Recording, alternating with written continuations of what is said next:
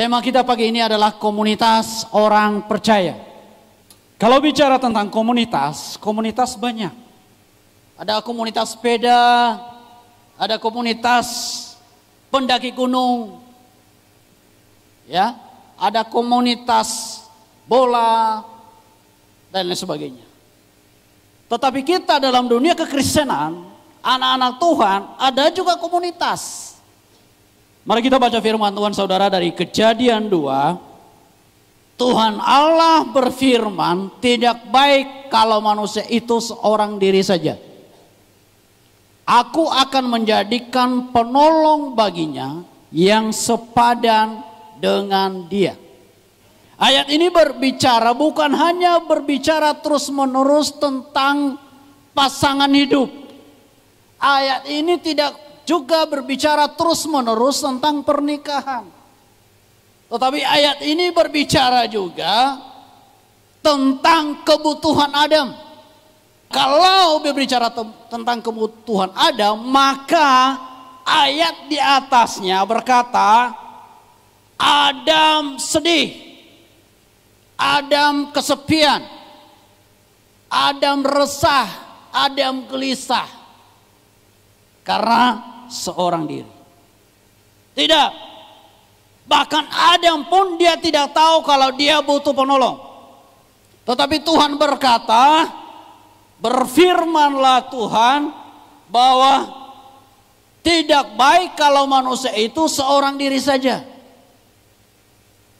Aku akan menjadikan penolong baginya. Jadi Allah melihat kebutuhan Adam. Allah inisiatif. Bukan Adam berseru-seru, Tuhan saya butuh penolong. Tuhan melihat kebutuhan Adam. Saudara, tetapi baru pertama kali Elohim memperkenalkan nama dua kata. Yaitu apa? Tidak baik. Dari awal ayat-ayat yang lain dari pasal 1 berkata itu sungguh baik dan amat baik. Tetapi ketika dia melihat kebutuhan Adam, dia berkata tidak baik. Karena Adam seorang diri. Dia butuh penolong. Jadi kalau saudara menyendiri, saudara hidup sendiri, kalau saudara menghadapi masalah sendiri, kalau saudara menghadapi pergumulan sendiri, firman Tuhan bilang, Allah sendiri yang berkata, tidak baik. Kata tidak baik itu saudara, tidak pernah, tidak ada.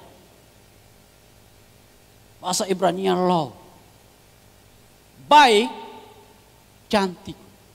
Terbaik, lebih baik, melimpah, ceria, anggun, penuh kasih, dan paling menyenangkan. Jadi kalau saudara hidup sendiri, menyendiri itu tidak menyenangkan dan tidak pernah menyenangkan. Jadi Adam Tuhan ciptakan, manusia Tuhan ciptakan dari awal mulanya menjadi makhluk sosial, tidak untuk menyendiri. Menyendiri dalam arti bukan berarti dia jomblo. Ada banyak yang orang-orang yang berkeluarga juga hidupnya menyendiri. Mari kita lihat yang berikut. Tuhan Allah berfirman tidak baik kalau manusia itu seorang diri. Seorang diri artinya di dalam bahasa Ibrani badab dari kata akar kata yaitu suatu keadaan terpisah dari orang lain, terpisah dari anggota tubuh yang lain. Saya minta volunteer dulu 6 orang. Saudara, kalau saya macam-macam, saya aneh-aneh saudara, nggak bisa. Kenapa? Karena ada Kristus yang menyatakan kuasanya lewat teman-teman di dalam komunitas.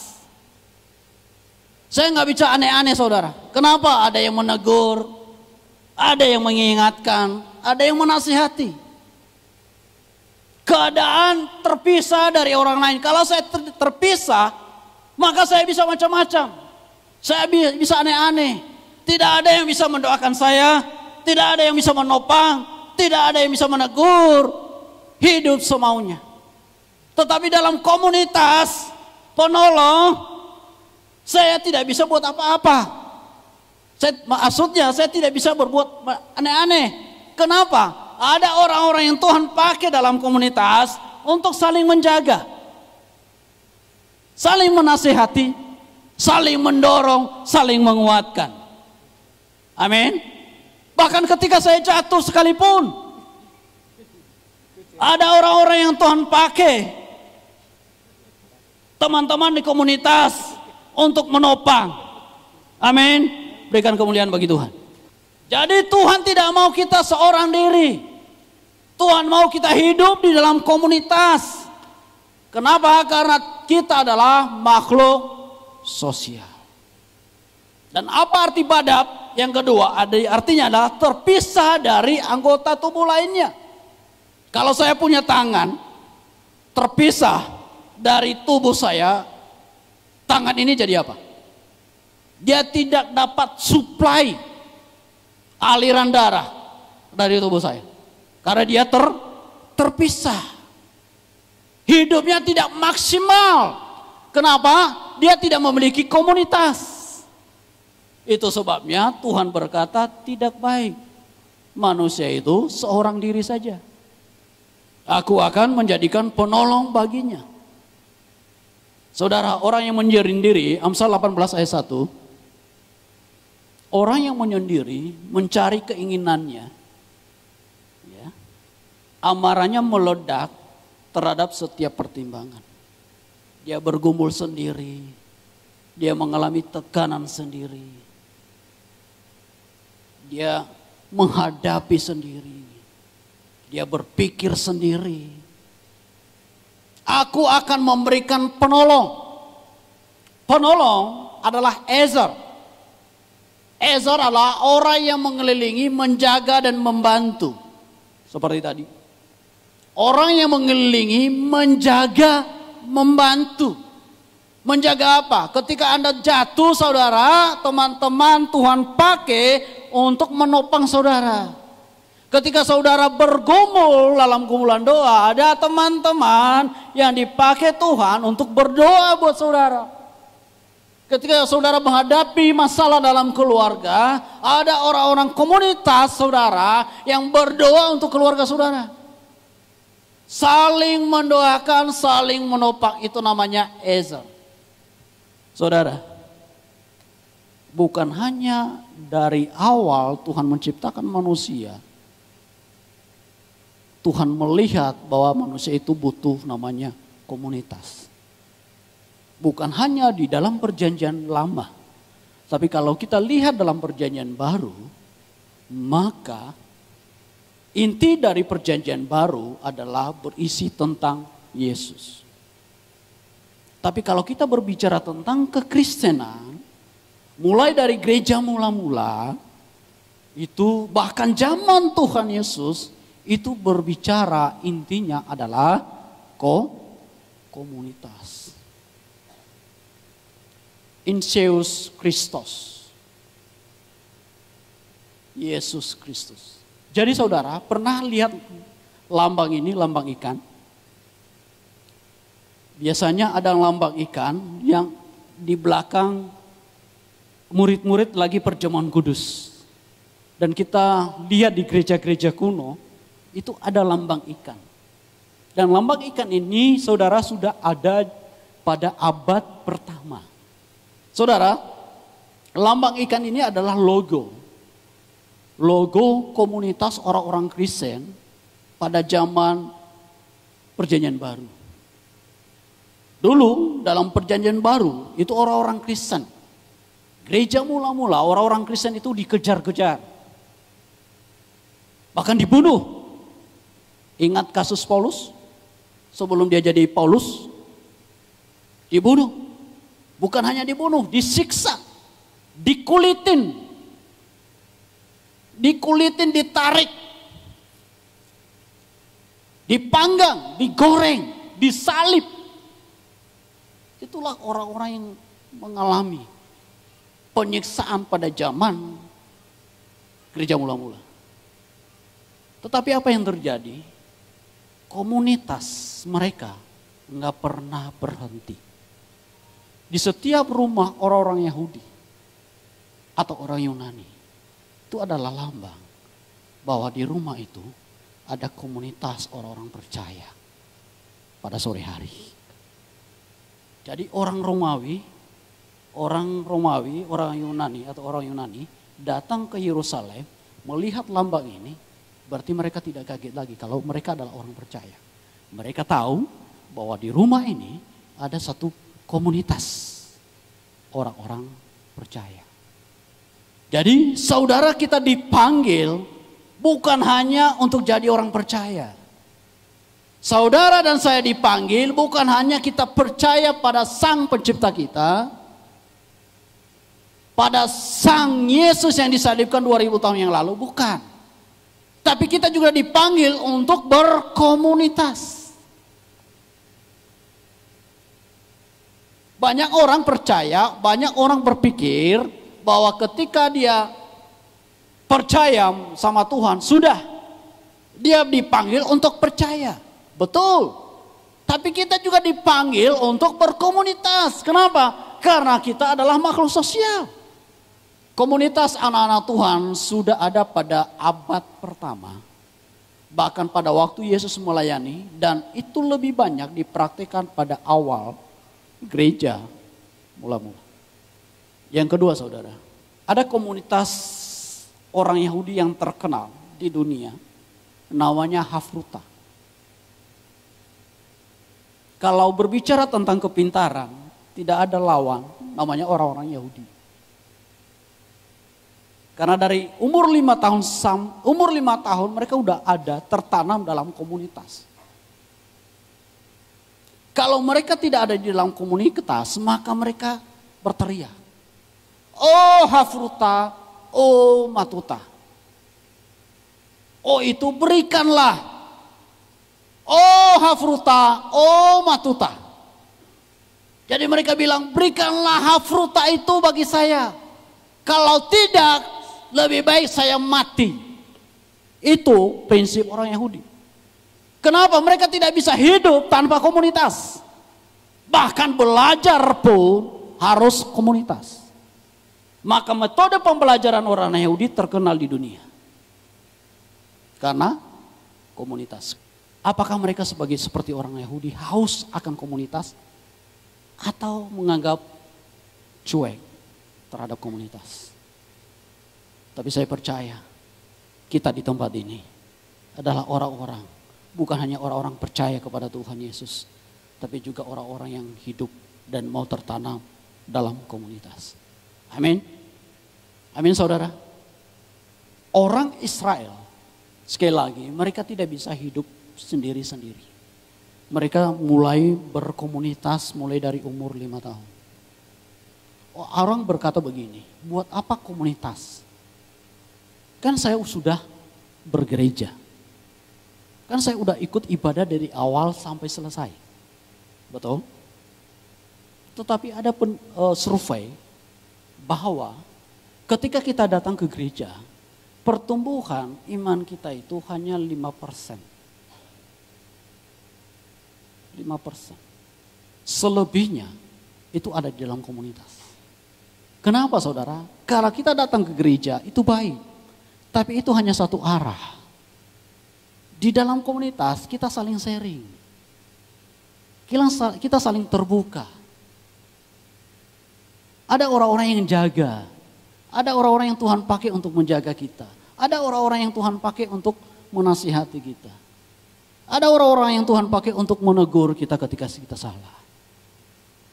Jawablah pertanyaan ini dalam hati saudara. Sudahkah saudara tertanam dalam komunitas? Sebab di mana 2 atau 3 orang berkumpul dalam namaku. Sekali lagi.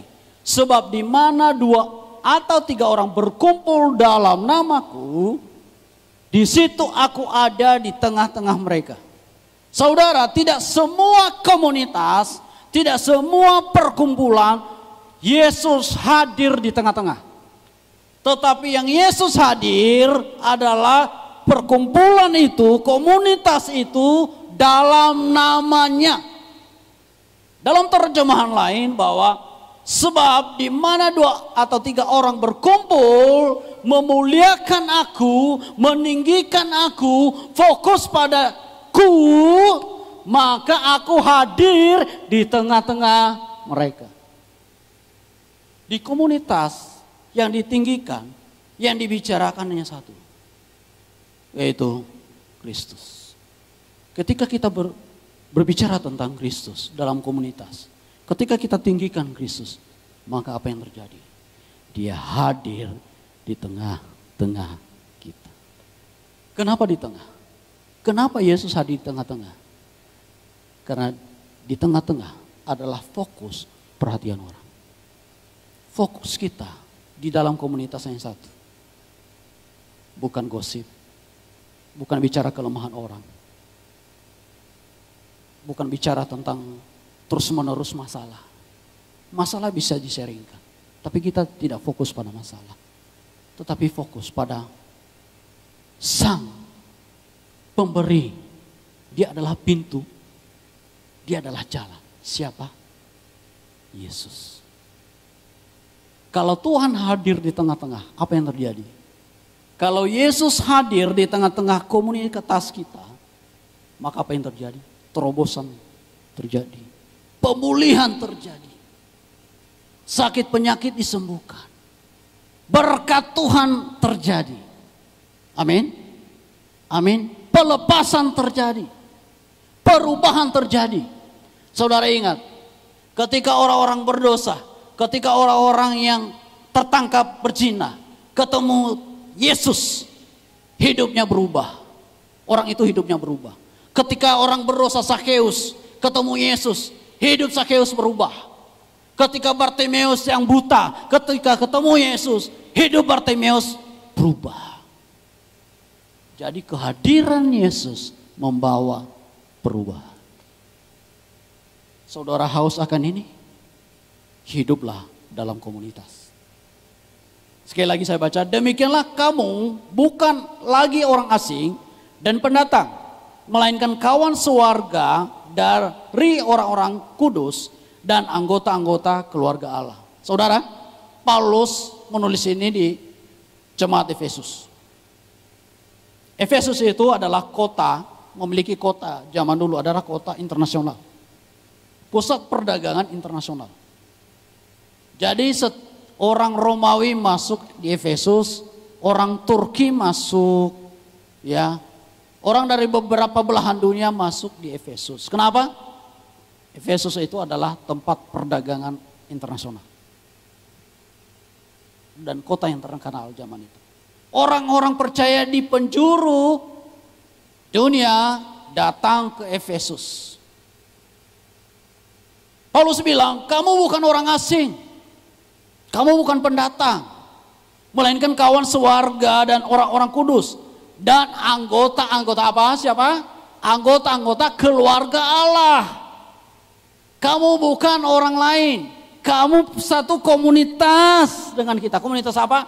Komunitas keluarga Allah. Jadi tidak cukup untuk percaya, tetapi kita juga butuh namanya komunitas. Kenapa begitu banyak orang percaya atau orang Kristen tidak memiliki atau susah sekali tertanam dalam komunitas? Kenapa? Yang pertama adalah salah paham. Yang kedua, acuh, tidak mau tahu. Yang ketiga, saya sibuk. Saudara, saya baca artikel buat saudara, bagaimana orang-orang yang hidup menyendiri. Ini saya berbicara sekali lagi bukan berbicara tentang jomblo loh. Karena ada juga keluarga-keluarga yang gak mau berkomunitas, gak mau bersosial. Ada salah satu survei di Amerika. Hubungan bisa meningkatkan daya tahan hidup. Hubungan, komunitas maksudnya. Hubungan komunitas bisa meningkatkan kesehatan psikologi dan daya tahan tubuh. Penelitian ini dilakukan oleh seorang ahli di Birmingham University.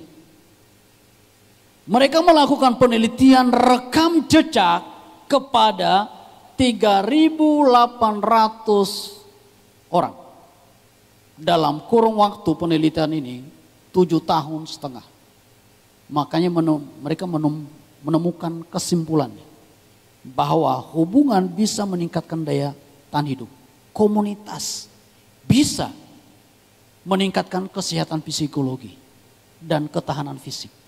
Mereka menemukan manusia dapat bertahan hidup 50% lebih baik jika mereka bersosialisasi dengan baik, aktif dalam komunitas, menjalin pertemanan atau komunitas lainnya. Sebaliknya, mereka menyendiri, tidak berkomunitas, terisolasi, pengaruh buruknya sama dengan merokok 15 batang per hari. Sama dengan risikonya pecandu alkohol. Dan lebih daripada mereka yang tidak pernah berolahraga atau risikonya 2 kali lebih berat dari orang yang kegemukan. Penelitian yang lain terhadap 7.000 orang selama 9 tahun. Jadi mereka adakan penelitian yang lain untuk 7.000 orang. Penelitian itu memakan waktu 9 tahun. Mereka yang terisolasi, menyendiri, 3 kali lebih berisiko meninggal dunia dibanding mereka yang memiliki hubungan atau relasi yang kuat termasuk komunitas. Orang yang merokok, minum alkohol, pola makan yang buruk, hidup lebih lama daripada mereka yang punya pola hidup yang sehat. Dan sangat baik namun tidak memiliki komunitas yang berarti. Ketika kita sharing, ketika kita terbuka. Ahli psikologi berkata, ketika kita terbuka, kita sharing, itu 90% merasa bahwa masalah kita sudah terlepas. Di dalam komunitas kita, di diosisi, ada sharing firman Tuhan untuk memberkati saudara dan saya. Saling memberkati. Ketika kita ada dalam tekanan, ketika anak-anak kita tidak bisa diatur lagi, mari kita hidup dalam komunitas. Di komunitas kita itu ada doa, saling mendoakan. Di komunitas itu saling kita belajar. Di komunitas kita saling mendorong, saling memotivasi. Kalau saya tidak tahu, mungkin saudara tahu mengajari saya. Kalau saudara juga tahu, saya akan mengajarkan saudara. Saling mengajar. Tuhan pakai orang-orang yang ada di dalam komunitas untuk saling menasihati, saling mendoakan. Luar biasa. Dan hidup kita ketika kita gabung dalam komunitas, maka hidup kita akan terasa maksimal. Kita maksimalkan hidup ini di dalam komunitas. Mari kita saling mendoakan, kita saling menasihati, kita saling menegur, kita saling mengajar dalam komunitas.